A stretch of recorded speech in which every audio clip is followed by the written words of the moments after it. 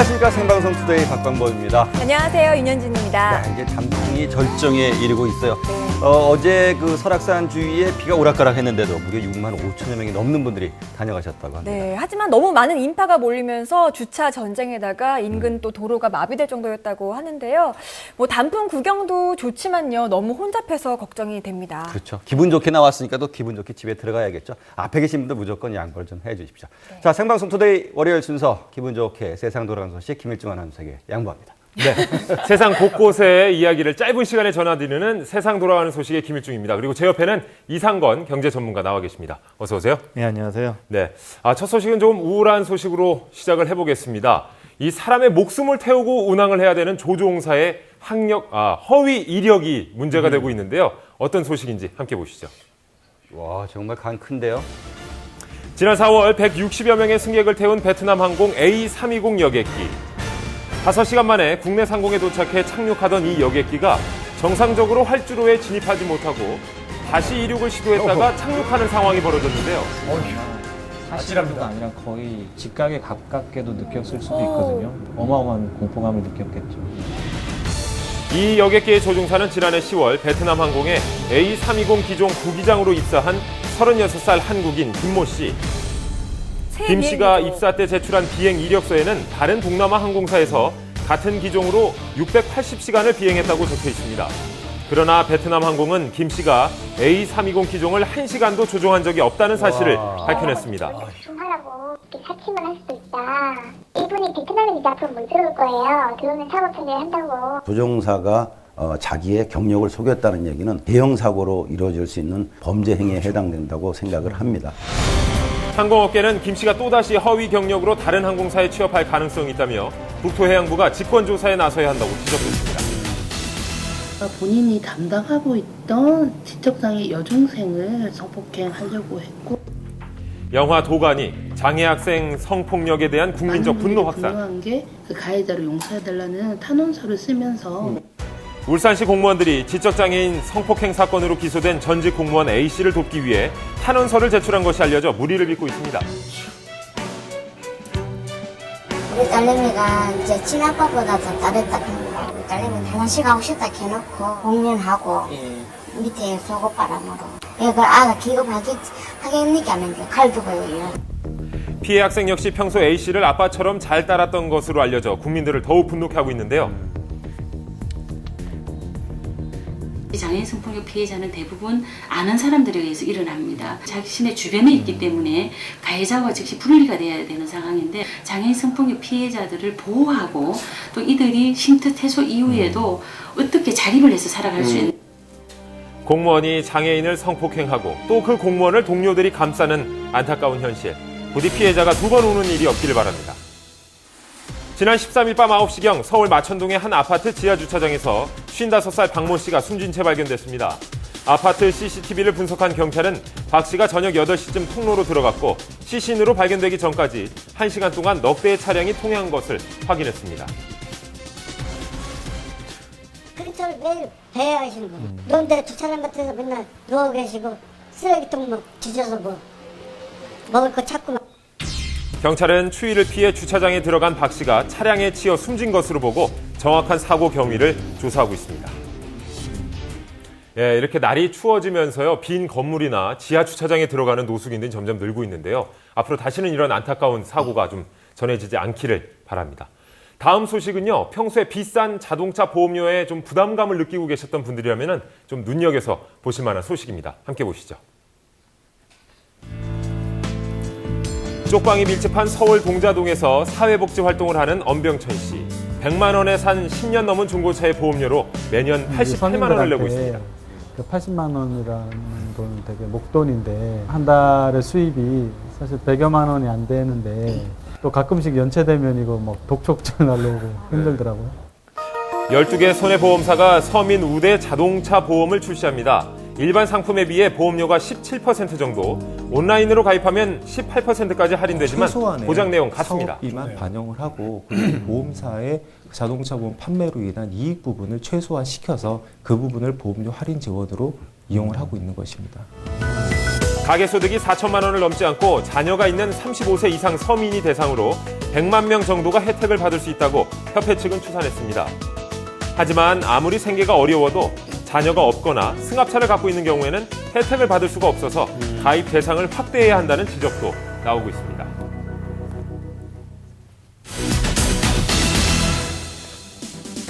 금융권의 탐욕을 지탄하는 목소리가 서울 여의도에서도 들렸습니다. 올 상반기 국내 은행과 카드사가 수수료로 거둔 수익만 6조 3,500억 원. 국내 4대 금융지주와 10대 증권사 직원들의 평균 월급은 644만 원. 올해 사상 최대의 이익이 점쳐지면서 금융권의 돈잔치에 따가운 시선이 쏠리고 있습니다. 최근 5년간 금융권의 배당 성향, 즉 순이익 가운데 현금으로 주주에게 지급한 배당은 평균 25.9%. 일부 증권사는 지난해 배당 성향이 70%에 달하기도 했습니다. 금융당국이 결국 제동을 걸고 나서 대손 충당금이나 내부 유보금을 많이 쌓도록 하는 방안이 검토되고 있습니다. 과도한 탐욕과 도덕적 해이를 경계하고 본연의 기능과 사명을 수행해 나가야 할 것이라고 생각합니다. 비난 여론 속에 카드사들은 중소가맹점 수수료율을 0.2%포인트 낮추는 방안을 추진하겠다고 밝혀 귀추가 주목됩니다. 네, 경제 전문가에게 한번 직접 여쭤보죠. 예. 요즘 세계 경제가 뭐 어렵다, 점점 어려워진다라는 얘기가 나오는데 국내 카드사들의 이 수수료 수입이 늘어나는 것은 왜일까요? 사실 이제 카드사 수입이 늘어난 것은 이제 99년도에 우리나라 정부에서 카드를 많이 쓰면 소득공제 해준다고 그래서 네. 쓰잖아요. 그러다 보니까 이제 카드 사용이 굉장히 많이 늘어났습니다. 그러니까 당연히 수수료 수입이 늘어날 수밖에 없는 구조가 됐던 거고요.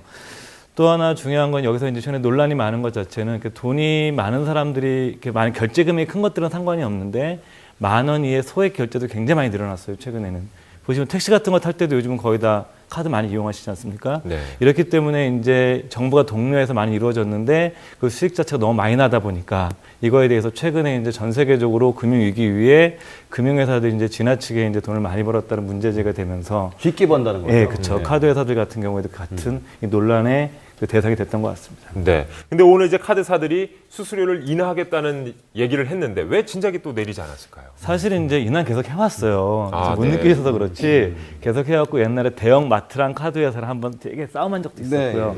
그 낮췄는데 소위 말해서 이제 약간 어려우신 분들, 영세 상공인들 주로 장사하시는 분들 입장에서 보게 되면 백화점이라든가 이런 대형 마트에 비해서 수수료가 너무 비싼 거죠. 그러니까 이제 이분들 입장에서는 너무 수수료가 비싸니까 우리도 이제 백화점이라든가 마트 수준 낮춰줘서 형평성을 같이 맞춰달라 이런 주장을 하시고 계신 거죠. 네. 이렇게 수수료가 인하되면 소비자들이 느끼는 뭐 체감 물가에도 좀 영향이 있을까요? 그러니까 사실은 이건 이제 소비자분들이 직접적으로 느끼는 건 많지가 않아요. 왜냐면 물건 사시면서 이제 5,000원 밥을 먹어도 카드나 현금이 똑같거든요. 근데 이제 또 하나 중요하게 봐야 되는 건 우리나라가 음식점 수가 세계에서 1위예요. 그러니까 25가구당 한 개입니다. 그러니까 우리나라 내수 경제가 사실 이 자영업자분들에 달려 있기 때문에 이런 과정을 통해서 좀 자영업자분들이 좀 좋아지시면 아무래도 이제 크게 보게 되면 경제에 도움은 되겠죠. 네. 좋은 말씀 고맙습니다. 아무래도 영세 상공인들이 좀 힘을 내시길 바라겠습니다. 다음 소식은요. 반세기 만에 최대 홍수로 인해서 엄청난 피해가 예상되고 있는 태국의 소식을 전해드리겠습니다. 함께 보시죠. 태국이 50년 만에 최악의 홍수를 겪고 있는 가운데 상황이 갈수록 악화되고 있습니다. 지난 7월부터 시작된 폭우로 태국의 약 3분의 2에 달하는 지역이 피해를 입었고 지금까지 300여 명이 숨진 것으로 확인됐는데요. 이번 최악의 홍수로 인해 농경지 125만 헥타르가 침수됐고 공장과 산업시설도 엄청난 피해를 입었습니다. 위험하죠. 네, 위험천만한 일이 곳곳에 도사리고 있는데요. Unite Thailand and from all the effort from every party to involve, I believe that we can save Bangkok. 이에 태국 중앙은행은 경제적 피해 규모가 600억 바트, 약 20억 달러를 웃돌 것으로 추산하고 있습니다. 이는 태국 경제 성장률을 0.9%포인트 감소시킬 정도의 규모로서 홍수 발생 전 3.5에서 4%를 기록할 것으로 예상됐던 태국 경제 성장률은 3%를 밑돌 것으로 전망됩니다. 바닥에 드러누워 울면서 때를 쓰는 금발머리의 아기. 좀처럼 그칠 생각이 없어 보이는데요. 그때 무언가를 건네주자 갑자기 울음이 뚝 그칩니다. 근데 김치예요, 김치. 웬일이야. 매운데? 네, 젓가락질이 힘들었는지 곧 손으로 주워 먹기 시작하는데 김치 맛에 제대로 빠진 것 같죠? 하지만 김치 매운 거 다들 하시잖아요. 어떻게. 예. 젖병에 든 음료수도 마셔가면서 김치 맛을 보고 있습니다. 매운맛을 안 해, 이제. 예, 결국 지켜보던 엄마가 뺏으려고 하니까 저렇게 또 울음을 터뜨려요. 네, 김치 없이 못 살고 정말 못 살아. 나이 불문 국적 불문 김치 사랑입니다. 귀엽네요. 네, 마지막에는 좀 웃을 수 있는 소식으로 전해드렸습니다. 세상 돌아간 소식 준비한 소식은 오늘 여기까지입니다. 네, 김민정 아나운서 수고했습니다. 자, 다음은 아주 굳은 마음으로 꾹 참고 눈물을 참고 독한 마음으로 인생의 제2의 봄을 여신 분들 만날 겁니다.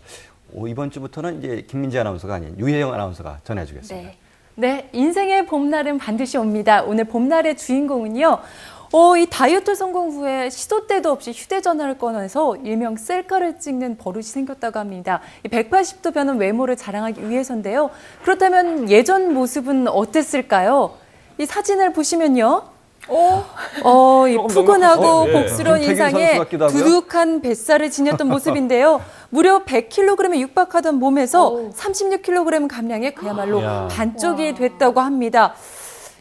도저히 같은 분이라고 믿을 수가 없는데요.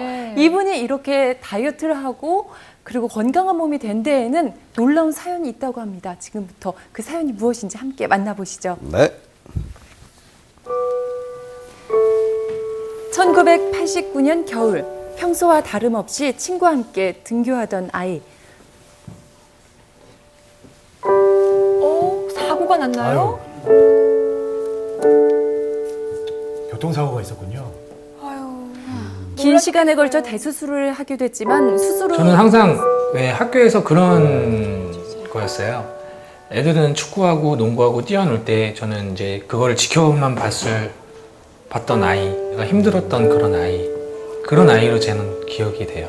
네, 아이는 활동성이 마음대로 많은 뛰놀 수 없었는데 나이에 활동을 않고 그냥 가만히만 있다 보니까 이제 그때부터 살이 조금씩 찌기 시작했던 거죠. 그러다가 이제 사회에 나오면서 본격적으로 패스트푸드나 야식을 즐기게 되면서 감당할 수 없을 정도로 살이 찐 봄날 주인공. 2004년 결혼할 당시엔 몸무게가 90kg을 육박했는데요. 결국 맞는 사이즈가 없어 특수 제작한 턱시도를 입고 식을 올려야 했습니다. 걸음걸이는 당당하네요. 네, 하지만 몸무게가 불어 불편했을 뿐 살찐 자신의 상태에 대해 심각하게 고민하지 않았다는데요. 그건 봄날 주인공의 부인도 마찬가지였습니다. 진짜 눈꺼풀에 뭐가 씌었다고 뚱뚱하다는 생각을 못 했거든요. 근데 지금 보면 굉장히 뚱뚱하잖아요, 그 당시가. 근데 집에 병력도 있고 해서 저희 할아버지랑 아버지가 전부 다 당뇨 합병증으로 고생하시다가 푸근한 정도가요? 할아버지는 합병증으로 고생하시다가 돌아가셨고요. 그리고 아버지 같은 경우에는 신분증을 앓고 계셔서 이틀에 한 번씩 이제 투석이라는 걸 하시죠. 그럼 살찌면 안 되죠. 저게 나의 모습일 수도 있겠구나 라는 생각이 들더라고요. 두려웠어요. 그렇게 될까 봐. 그래서 시작하게 된 운동. 그의 삶을 180도 확 바꿔놨습니다. 설마 저분이세요? 진짜요? 네, 아닌 것 같은데. 다시 돌아가고 싶지 않아요.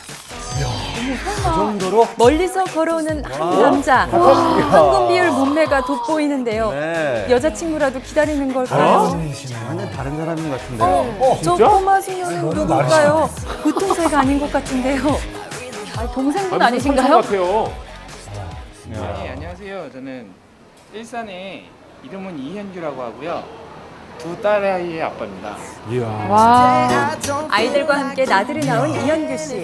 휴일이면 늘 가족과 함께 시간을 보낸다고 하는데요. 봄날 역대 최강입니다. 그러게요. 완전히 다른 사람 같아요. 희망이 생깁니다, 저도. 가족과 함께 느끼는 이 작은 행복도 살 빼기 전엔 상상할 수 없던 일입니다. 살이 많이 쪄 있었을 때는 이제 항상 누워만 있고 싶고 움직이는 것도 싫고 그리고 바깥에 사람들한테 이렇게 보여지는 그런 것도 정말 싫었는데 아무래도 살이 빠지고 나니까 좀 자신감도 들고 사람이 많은 그런 장소에서도 이제 너무 자신 있게 보여주시는데요. 네. 깊이 파인 부인의. 살 빼고 나서 참 많은 게 변화가 이루어졌죠. 살 빼고 생긴 또 다른 변화는 시도 때도 없이 사진을 찍는 것인데요. 살쪘을 때 못 찍었던 사진을 몰아서 찍고 있다고 합니다. 흐뭇하겠죠, 본인도. 다이어트 후 변한 남편의 모습을 아내는 어떻게 생각할까요? 좋아요.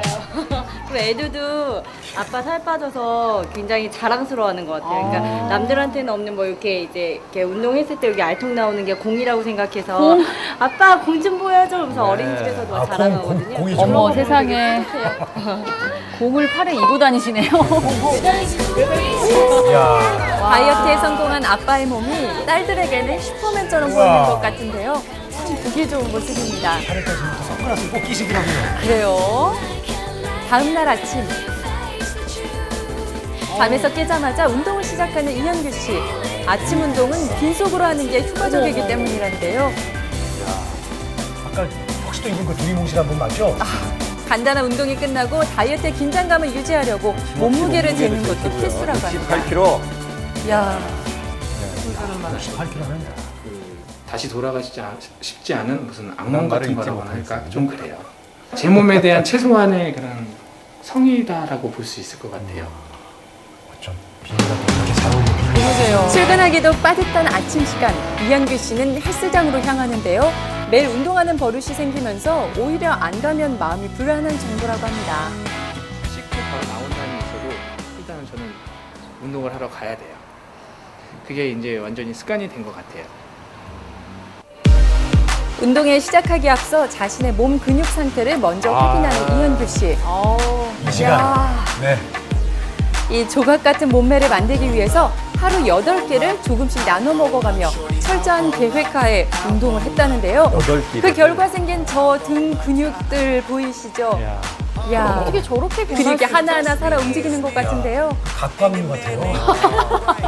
하지만 아직 몸 곳곳엔 어릴 적 교통사고의 흔적이 고스란히 남아 있습니다. 이 아픔을 이기고 다이어트에 성공한 이현규 씨. 운동을 하는데 몇 가지 수칙이 있다고 합니다. 어느 정도 시간을 간격을 두고 얼굴 그 안에 다 미남이시고. 끝내려고 노력하고 멋집니다. 있어요. 중량보다는 자세 위주로 좀 그 포인트에다가 정확하게 타겟을 맞추려고 노력하고 있어요. 다음 운동을 시작하려는 이현규 씨. 그런데 갑자기 전화기를 꺼내는데요. 이 찍으시나요? 운동하면서 휴대전화를 어디에 쓰려는 걸까요? 동영상 찍으시고. 아무래도 혼자 서포트 없이 혼자 운동하다 보니까요. 이제 등 같은 경우는 제가 눈이 뒤에 달린 게 아니어서 잘 안 보이잖아요. 그래서 자세 등 근육이 교정하시려고. 어떻게 조여지고 그리고 균형이 어떻게 틀어지는지 어느 근육을 쓰는지. 자세를 그냥 스스로 좀 보기 위해서 이렇게 동영상 촬영을 하는 거예요. 체계적으로 관리하시는데요. 혼자 운동할 때를 대비해 이현규 씨가 생각해낸 방법이라고 합니다. 창의적이죠. 제대로네요. 저도 하나 전송해주세요. 큰일 날 소리라고 다른 그러세요. 운동을 쓰실 것 같은데요. 많이 적극적으로 물어보시면서 운동도 많이 배우시고 독하다 싶을 정도로 그래서 여기까지 지금의 몸 좋은 상태까지 오신 것 같아요. 하지만 독하게 한 운동 때문에 아내와 트러블도 있었다는데요. 그래요? 좋았을 것 같아요. 성격이 한번 뭐에 꽂히면은 끝을 보는 스타일이에요. 그래서 저렇게 무섭게 끝날 줄 몰랐죠. 근데 그래서 되게 힘들었어요. 항상 운동 가면 뭐 3-4시간씩 운동하고 또 이제 욕심이 있으니까 그렇게 하다 보니까 아무래도 가정보다는 본인 몸에 조금 그래서 트러블도 많았죠. 싸우기도 많이 싸우고. 뭐든지 과하면 좀 네, 그래요. 운동 그만하고. 굉장히 미안했어요. 지금은 이제 뭐 관리 차원에서 그리고 이제 같은 분이세요? 가족의 평화를 위해서 좀 운동 시간을 단축한 편이지만 예전에는 한 인상이 3시간씩 네. 운동을 했던 것 같아요. 이상한데? 그날 저녁 아내와 함께 부엌에 있는 이현주 씨. 아내와 아이들을 위해 무언가 해줄 것이 있다고 하는데요. 양파인데. 뭘까요? 야채도 볶고요. 요리하는 폼을 보니 한두 번 해본 솜씨가 아닌데요. 빠지지 않는 닭가슴살. 아하. 그리고 현미밥. 오히려 저보다 음식을 되게 잘해요. 닭가슴살 볶음밥에 맛있겠네요. 샐러드. 간단하지만 영양가 높은 식사가 완성됐습니다. 저희는 드레싱은 이거를 넣고 있어요. 뭐예요? 왜냐면 발사믹 식초거든요. 그 드레싱은 마요네즈나 이런 게 들어가서 의상도 심상치 지방이 많거든요. 보통 의상이 아니에요. 네. 발사믹 식초다 보니까 식초가 다이어트에 굉장히 효과도 주고 맛도 내주고. 완전히 다른 분하고 사는 느낌일 것 같은데. 그러게요. 남편이 바뀌었어요. 아빠가 만들어준 건강식을 아이들도 참 잘 먹는데요. 남편의 다이어트식을 함께 먹으면서 아내도 다이어트에 성공했다고 합니다. 좋다 보니까 그리고 이제 예전에 좀 폭식을 했거든요. 그러니까 저녁에 한꺼번에 와서 먹었는데 이제 신랑이 이제 많이 조언도 해줘서 이제 중간 중간에 과일도 좀 많이 먹고요. 그래서 조금 예전 둘째 낳고 많이 먹고 지금은 좀 많이 먹고 변신 부부네요. 아니, 근데 밥을 먹으면서도 휴대전화를 꺼내 사진을 찍는데요. 유일한 취미죠. 세상이 그 한순간 한순간 추억이 되게끔 찍다 보니까 이렇게 많아졌어요. 박재권 씨 이제는 휴대전화 안에 무려 1000여 장의 사진이 들어있다고 합니다. 사진 찍기가 취미라고 할 만하죠. 아이들과의 추억도 순간순간 사진으로 남기며 행복을 조금씩 키워갑니다. 다음 날 이현규 씨를 만나러 제작진이 찾아간 곳은 한 클라이밍 센터 아닌데요? 근데 이현규 씨 도대체 어디 계신가요? 안 보이는데요. 어디 천장에 매달려 계시네요. 그 천장에서 도대체 뭐 하시는 거예요? 이것도 같이 병행을 했고요. 또 별도로 다른 운동도 같이 복합적으로 하고 있습니다. 역시 조각 몸매의 비결은 헬스만이 아니었습니다. 이현규 씨가 다이어트를 시작하면서 아내가 느끼는 변화도 있다고 하는데요. 성공적으로 달라진 것 같아요. 조금 꼼꼼해지고, 그러니까 자기 관리 굉장히 철저하고 신경을 쓰이죠. 편하기보다는 좀 항상 좀 긴장을 하게 돼요. 네? 아내를 긴장하게 만든 이현규 씨의 다이어트. 그렇다면 이현규 씨 본인은 살을 뺀 후 어떤 데 달라졌나요? 그런 것도 좀 느끼고요. 그리고 남들 앞에서 서서 당당하게 얘기할 수 있는 자신감도 생겼고요. 저는 제 자신을 제가 넘어섰다고 생각을 해요. 그러면서 모든 걸 전부 다 몸으로 경험하게 되고 뭔가 하는 거에 있어서 두려움도 없고. 그날 저녁 다시 나들이 온 이현규 씨 가족인데요. 한강에서 그 불꽃 축제를 한다고 그래갖고요. 지금 그거 보러 왔어요. 밴디하시네. 밤하늘을 예쁘게 수놓은 불꽃 축제가 시작됐습니다. 불꽃놀이를 좋아하는 아이들을 위한 이현규 씨의 깜짝 선물인데요.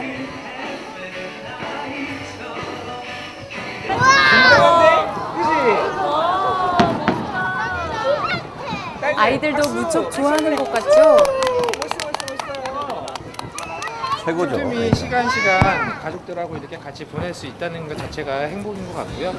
참 그래서 행복합니다.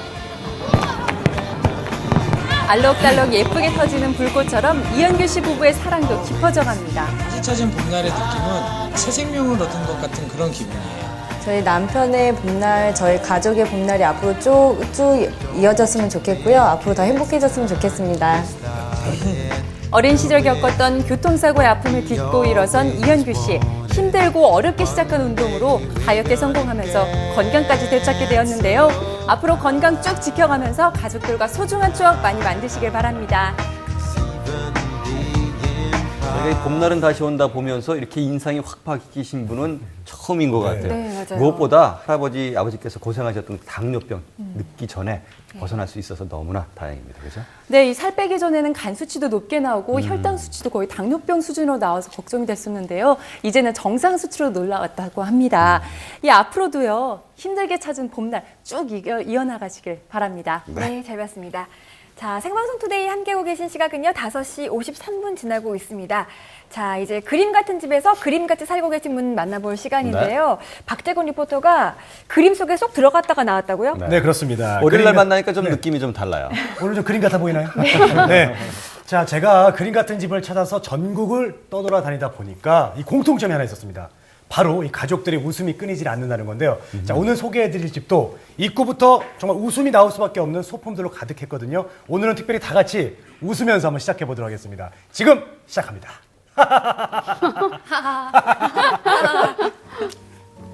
그 웃음은 못 따라하겠어요. 괜히 했어요.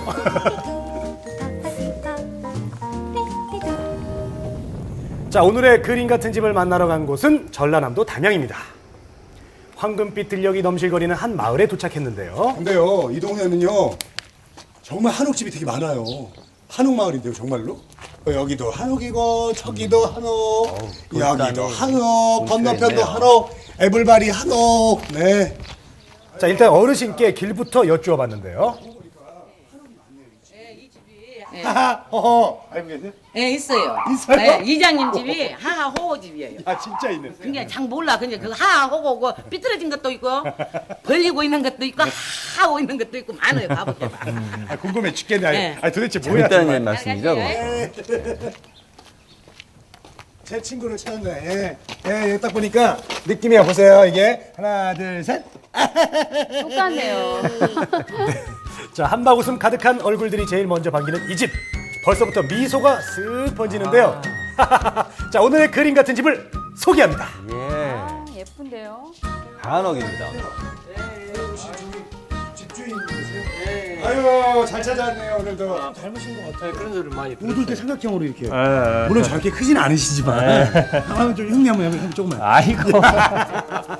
농부들의 모습인데 밝게 이렇게 웃는 것으로 그냥 웃다 보면은 네. 자연스럽게 힘든 것이 잊어지고 있다 보면은 또 힘을 내게 되고 그럼 아버님 평소에 잘 웃으세요? 아 많이 웃죠. 그럼 우리 같이 한번 웃어봅시다. 한번. 하나, 둘, 셋.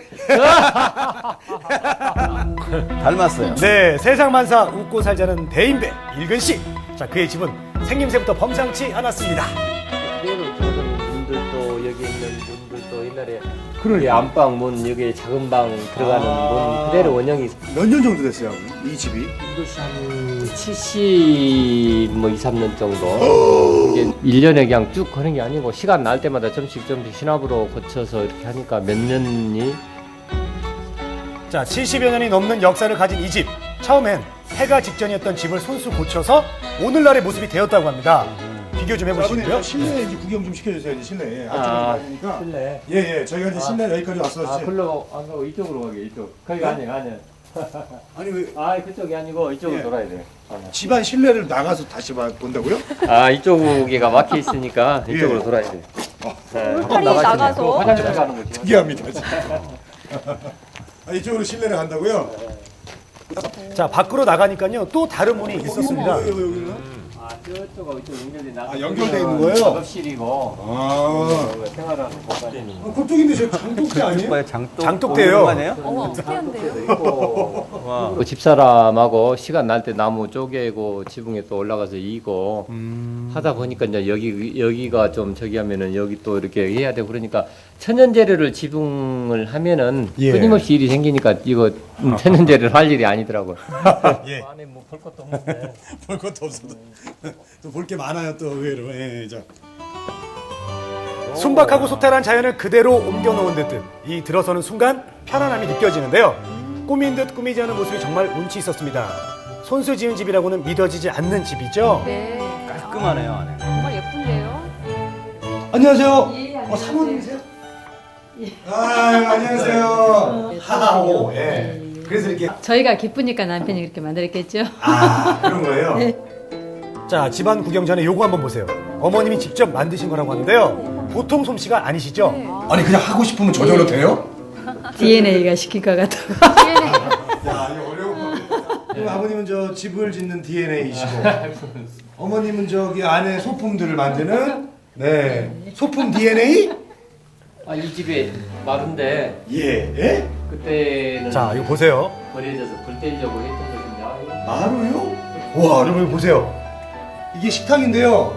이 집 마룻바닥이었대요. 마룻바닥을 뜯었습니다. 여기 이런 거는 그러면은 자, 이런 탁자를 실제로 구입하려면 엄청 비싼 거 아시죠? 와, 아이디어다. 뭐 나무 이렇게 잘라갖고 막 200만 원, 300만 원 하는 거. 어떻게 이런 아이디어를 생각하셨지? 내가 한 달에 100개씩만 만들면은 돈이 좀 되겠네. 제가 좀 마루 뜯어서 안 굶고 사는 법을 믿고만. 아니 근데 잠깐만 의자도 특이하네요. 의자도. 예. 이거는요. 아, 이거 만들었어요, 이 의자도요? 아버님이 알고 계신 의자.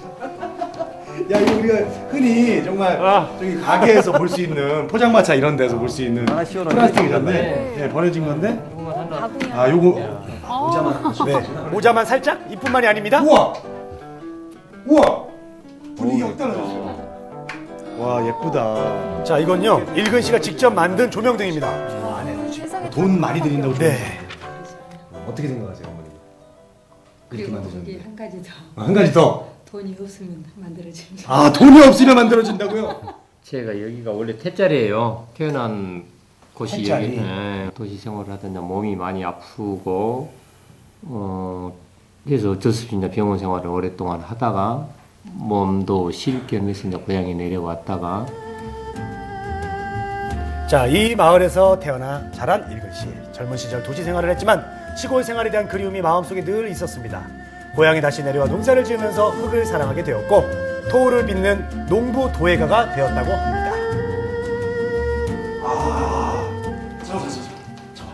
이 집에 저기 화장실하고 요 방 문은 좀 약간 생뚱맞은 느낌이에요. 신식이에요, 신식. 나도 하기 싫을 때가 있지. 저거 그냥 돈 주고 저것은 하나 사자 우리도 생각을 해보자. 약간 귀차니즘에 빠졌을 때. 하니까 편하대요. 안 만드니까.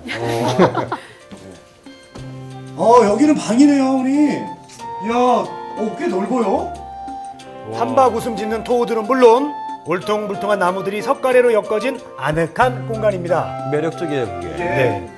그냥 주워온 거고 어디서 얻어온 것인지는 모르겠지만 하나의 예술 작품 같아요. 천장 한번 보세요. 이 곡선, 네? 나무의 이 느낌, 자연스러운 느낌. 상당히 이제 의도적일 수가 있죠. 이제 이런 보여지는 이런 곡선들이 우리 인체에 예. 그대로 나와요. 이 엉덩이가 나오고 저 다리가 나오고 또 저런 나무의 곡선들도 인체의 모습이 그대로 나와지고. 이 집안에 이게 무슨 양수터예요? 특이하죠? 여기가 있어요? 이거 방 아니에요. 음악을 듣다가 네. 차를 마시고 싶을 때는 나가지 않고도 네. 여기서 물을 받아가지고 보세요. 야. 이게 안반수입니다. 네, 지하 500m 안반수. 아이디어 좋죠? 음악 듣는 걸 좋아하기 때문에 네. 음악실로 여기가요? 네, 만들었어요. 자, 내친 김에 소리 한 잔을 들려주셨는데요. 자, 얼쑤. 어이. 오늘아 웃고 놀자. 어이. 여기까지만. 여기까지예요. 웃고 놀자. 끝. 계속 나올 줄 알았는데. 얘네들 위해서 저기 한 번씩 공연을 하는 거죠. 사실 얘네가 공연을 해야 되는데 어머니 반대로 저기 저 건축가세요, 농부세요, 도예가세요. 생활이죠. 생활. 우리가 이렇게 살아가는 것이 예술이고 네. 예술이 삶이 되듯이 어떤 것에 이렇게 묶어야 될, 매여야 될 이름을 지어서 해야 될 이유가 없는 거죠. 희로애락이 가득한 인생 속에서 허허하고 웃을 수 있는 그 순간 진정한 삶의 의미를 알 수 있다는 부부. 자, 그들은 처음 만난 사연도 평범하지 않았습니다. 저 아는 선생님께서 이곳에 가면 농사 짓고 도자기 작업하는 노총각이 있다. 그래서 이제 서로 구제해 준 거죠. 말하자면 나이 늦게까지 결혼 생각 없이. 지체장애 아동들을 돌보고 있던 37 노처녀 다정 씨는 39 노총각, 농부 도예가 일근 씨의 공방에서 만나 부부의 연을 맺게 되었습니다. 꿈이 먹고 욕심 없는 그들의 삶은 이 집 곳곳에 녹아 있었습니다. 네. 여기 작품이 엄청 많네요. 집에서 좀 본 것 같은 작품도 있고 비슷한 작품들도 있고. 이제 흙이 갖는 매력이라면은 내가 생각하고 있는 것들을 자유자재로 표현을 해낼 수 있고 흙만이 해낼 수 있는 나무로서는 이런 질감이 나오지 않는 것이 있고 집안에 이런 또 전시관이 있네요. 자, 여기 잘 보세요. 일근 씨의 작품들이 가득한 전시장입니다. 원래는 소를 키우던 공간을 이렇게 개조했고요. 전시장 바로 옆 작은 방은 돼지를 키우던 축사였다고 합니다. 축사의 대변신 대단하죠? 자, 부부의 든든한 아들 현준이를 소개합니다. 엄청 많이 뭐 집안일이나 시켜서 아직 공부하라고는 안 하잖아요. 어때? 그런 것 같아 정말? 네. 어. 자연도 좋은데요, 사모님. 애들 교육이 좀 걱정되진 않으세요? 애들 교육처럼 좋은 게 어디 있어요. 더. 부모가 선생님이 가르쳐 줄 수 없는 부분을 자연히 360도 가르쳐 주는데. 그럼 어때? 다른 엄마들 공부하라고 그러는데 우리 엄마는 어떤 것 같아? 이상해요. 오히려 더 안 물을 안 그러실까? 시켜서 이상하대요. 좋아요가 아니라 이상해요. 아드님이 농부가 돼도 상관없어요? 농부처럼 어려운 직업이 어디 있어요. 세상에서 제일 어려운 직업이 농부예요. 맞습니다. 생명이잖아요. 뭐 장래희망 같은 거 하면 뭐 적었어요? 전 한의사 되고 싶었는데. 한의사? 네. 엄마 아빠께서 맨날 밖에서 농사하고 오시면 힘드셔서요. 저 주물러 드리는데 기분이 좋아서 주물러 드릴 때마다 그래서 한의사 가고 싶어요. 어머님 교육 성공했어요. 어머님 교육이 성공하셨습니다. 정말. 결국은 한의사로. 네. 자, 마당에는 또 다른 작품들이 기다리고 있었습니다. 이건 뭔가요? 현장에서 쓰던 예. 버려진 것들이에요. 균형을 좀 네. 잡으면은 이 그릇이에요. 녹그릇이요. 어떤 조형 여기서 작품입니다. 활용이 가능. 이런 예를 들면 이것만큼 완벽한 조형을 이루는 것도 없어요. 사실은. 삽인가요? 이 기능적으로 네. 그렇습니다. 자, 버려진 물건도 멋진 조형물로 탄생이 됩니다. 삽이에요, 삽. 저건 철사로 만든 꽝이죠. 쓰레기고 활용을 하면은 얼마든지 또 다른 생명으로 활용하면은 새 생명. 네, 그러죠. 개성 만점 볼거리 가득한 이 집엔 매일매일 손님들이 끊이질 않습니다. 구경 오신 옛날에 분들이요. 이런 집이 있었는가 그렇게 생각나네요. 시골에서 살았었잖아 우리. 아 그리스도 얘는 다 개조해놔줄게 터불고. 아버님, 갑자기 여기 저 관광지가 됐어요? 이게 여기다가 학생들에겐 이만한 상교육이 없겠죠. 심지어 여기다가 좋은데요? 나이 먹어서 아담하게 꾸며놓고 살면 좋을 것 같기도 한데.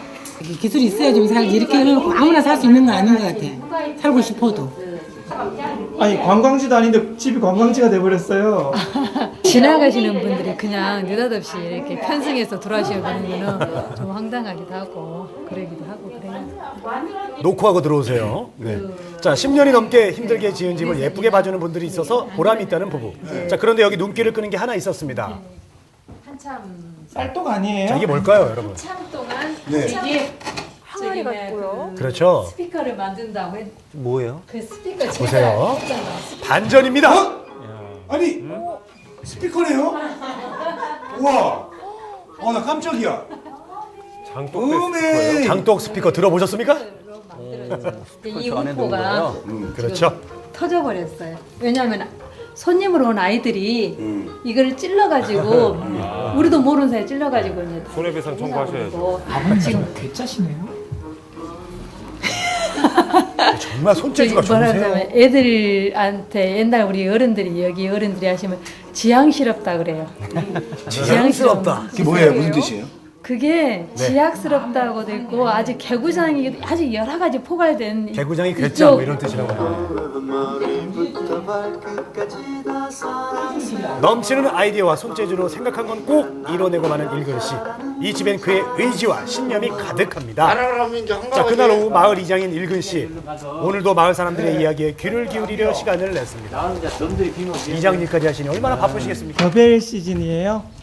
네, 요즘에 이제 한참 바쁘죠. 이렇게 교배기를 해야 되니까. 네. 근데 제일 먼저 안 하시고 남들 다 하면 네. 한옥마을이라서요. 지금 이제 이런 요 돌담 앞에 예. 쌓여 있는 것들이 이제 곧 마무리가 돼요. 예. 그리고 돌담도 쌓고 여기가 이제 탑도 있었는데 길이 다 돌담이에요. 없어졌어요. 네. 그래서 다시 아니, 한옥이 왜 이렇게 많은 거예요, 이 마을은? 원래는 이렇게 한옥이 한 채도 없었어요. 한 채도 없었어요? 네. 그런데 2008년도에 네. 이게 이제 한옥 마을로 선정이 됐어요. 그래가지고 이제 한옥 행복마을로 사업을 2009년도부터서 네, 이런 시골에 와서 이렇게 한옥을 지으실 의향이 계신 분들은 여기 전라남도에서 거주를 하게 되면은 전라남도 시책 사업으로 지원을 좀 해줘요. 그래서 이제 도에서 지원을 좀 하고 또 군에서도 지원을 좀 해주고 농협중앙에서도 좀 저리로 융자를 좀 해주고 해서 젊은 사람들이 떠나가는 시골 마을을 재정비하기 위해 시작한 행복마을 사업. 그러니까 이제 다른 마을은 다 시골에서 도시로 가는데 주거 환경이 개선이 되면은 누구든지 이제 시골로 와 보고 싶어 하고 실제로 여기 마을 같은 경우는 10% 이상이 늘어났어요. 그리고 또 오려고 하신 분들도 있고. 저도 가고 싶었습니다. 자, 이번에 새로 한옥을 지어 3대가 함께 살고 있는 집에 찾아가 봤습니다. 새로 지은 한옥이군요. 네. 같이 삽니다. 자식하고 며느리랑 같이. 3대입니다, 여러분. 3대. 살고 다 와버렸어요. 우리 시골로. 아, 그러세요? 이게 지금 여기는 애들이 이제 네, 어머니 안녕하세요. 반갑습니다. 네. 네. 이제 학원 안 다니고 그냥 바로 집으로 오고 하니까 책 읽을 시간도 많고요. 네. 그리고 애들이 마당에서 뛰어놀고 지금이 너무 놀기가 좋아요. 날씨도 좋고 해서 뛰어놀고 그러니까 오기를 잘했다 그런 생각. 자, 한옥이긴 하지만 내부는요 아파트 못지 않습니다. 한옥은 불편하다. 싹 잊어버리겠네요. 네. 겉만 한옥이지 내부는 아파트하고 똑같아요. 춥거나 그렇지도 않고 생활하는데 전혀 불편하지도 않고요. 살고 싶은 집들이 옹기종기 모인 그림 같은 마을을 만드는 일이 세상에서 제일 값지다는 일근 씨.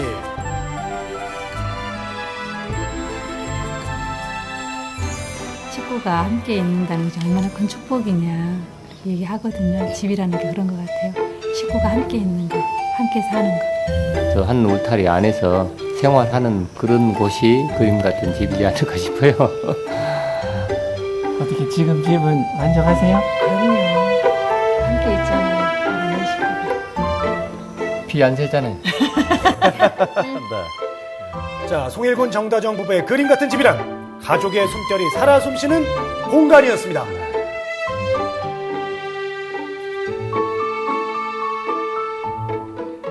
자신의 집뿐만 아니라 이장이 되시면서 마을 전체를 그림 같은 마을로 만드신 것 같아요. 참 모든 분들이 다 이렇게 투박하지만 순박한 자연을 닮은 것 같아요. 네, 예쁘게 꼭 의도적으로 지으려고 한 게 아니고요. 주변과 예쁘게 어울려 보다 보니까 예쁜 집이 되었다고 합니다. 자, 이 그림 같은 집에서 늘 하하호호 웃음꽃이 항상 피어나길 바라겠습니다. 네, 잘 봤습니다. 자, 지금 주부들은 한창 저녁을 지을 시간인데요. 그렇죠? 네. 어떻게 하면 좀 더 건강한 밥상을 만들 수 있을까?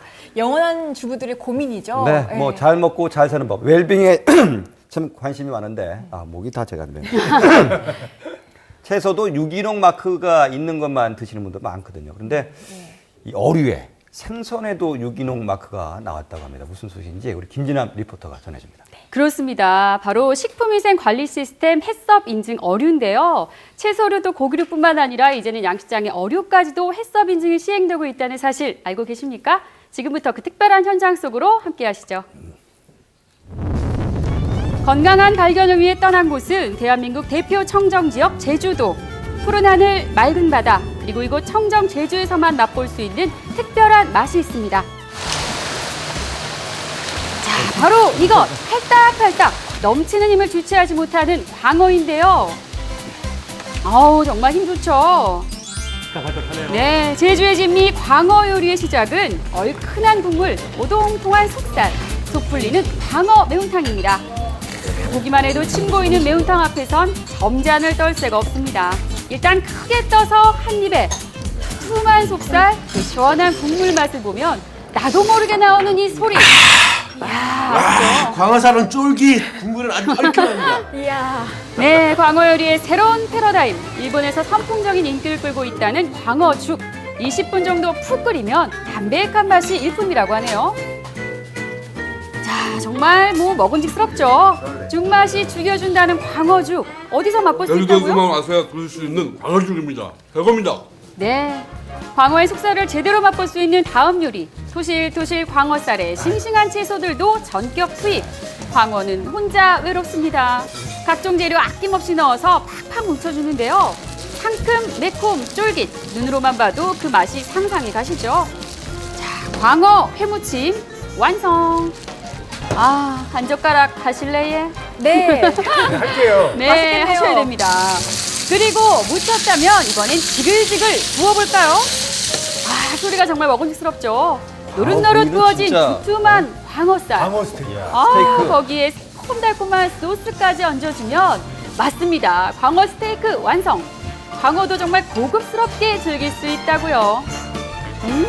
살 정말 통하죠. 네, 이 다양한 요리의 핵심 재료는 광어. 광어 어떻게 관리하고 어떻게 자라고 있는지 궁금하시죠? 뭔가에 있어요. 몰두하고 계신 사장님을 만날 수 있었는데요.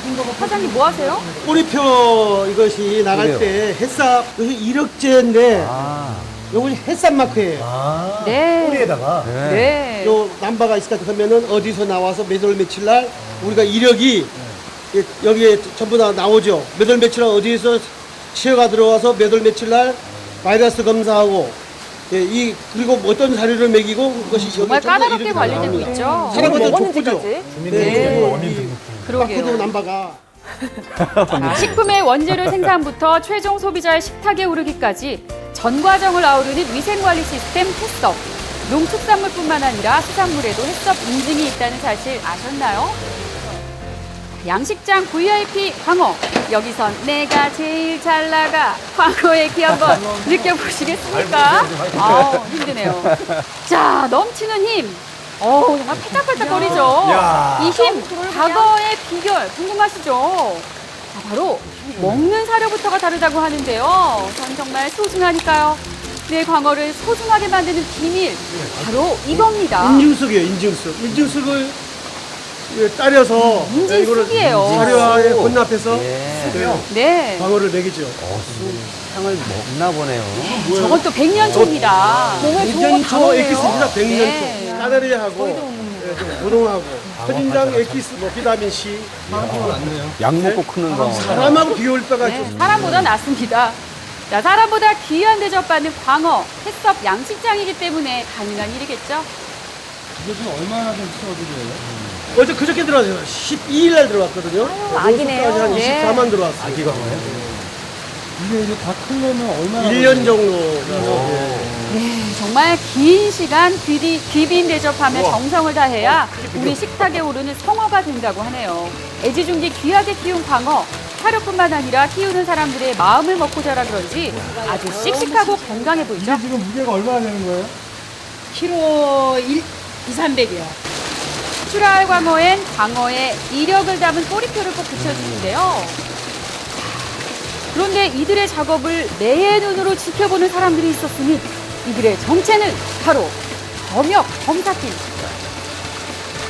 정말 햇섭으로 날카로운 등록된 눈빛이죠. 그 업체이기 때문에 사육 하는 과정에서 특이사항, 약품 처리, 생육 상태라든가 그런 전반적인 사항을 이제 기록하게 되어 있거든요. 그렇죠.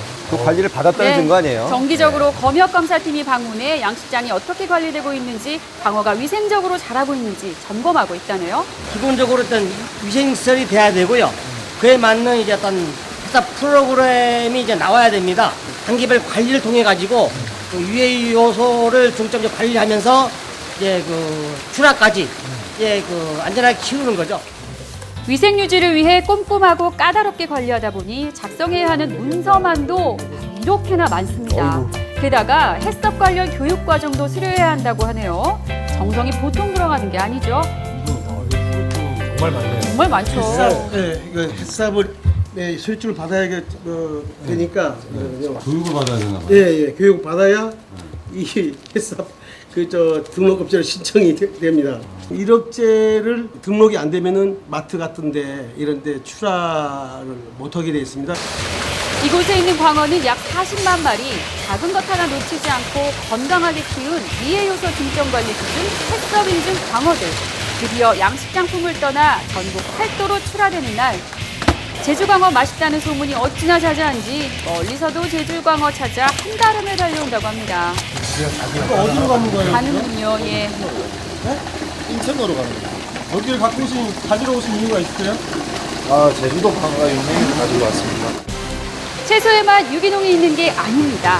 위해 요소를 차단, 최소화하는 햇섭 양식장도 바다의 유기농이라고 할 수 있죠. 여러분, 밥상의 안전을 지키기 위해서 만든 제도 하나입니다.